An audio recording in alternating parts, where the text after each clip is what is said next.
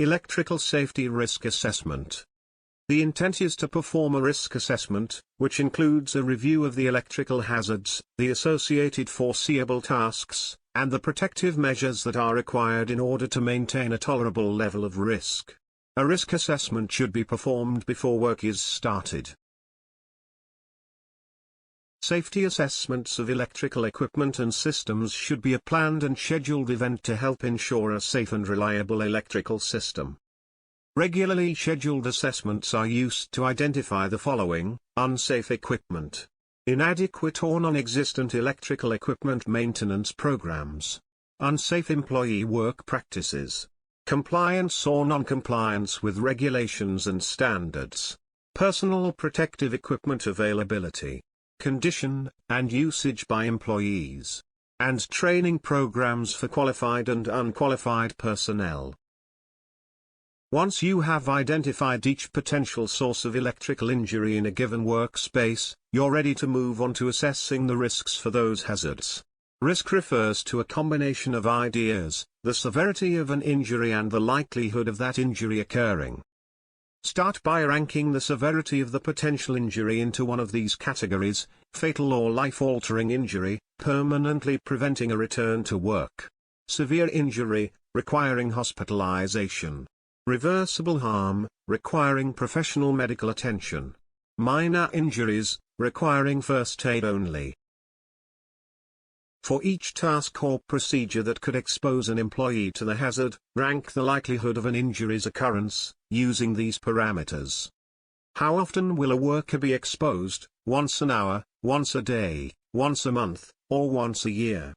When a worker is exposed, how likely is it that the exposure will result in a harmful event?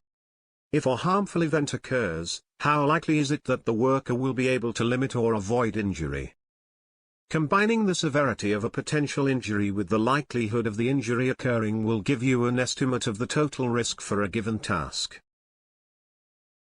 Here are some implementing controls to eliminate the risk.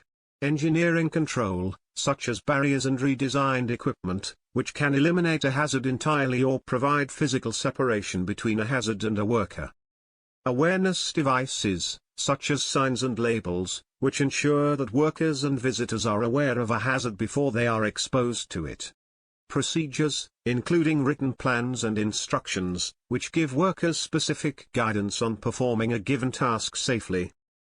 Training, explaining what to do, what not to do, and the reasons behind those steps, which gives workers a general background of safety that applies to similar situations. Personal protective equipment, such as gloves and face shields, which offers a last line of defense for workers exposed to a hazard. HRER steps in conducting risk assessment. Identify the electrical hazards associated with the task and the electrical system, or electrical process involved. Example, shock hazard risk, arc flash hazard risk.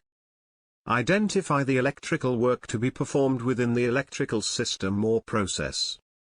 Define the possible failure modes that result in exposure to electrical hazards and the potential resultant harm. Assess the severity of the potential injury from the electrical hazards. Determine the likelihood of the occurrence for each hazard. Define the level of risk for the associated hazard. If the level of risk is not acceptable, identify the additional measures or corrective actions to be taken.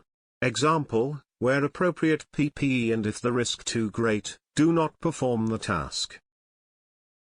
Risk assessment sample.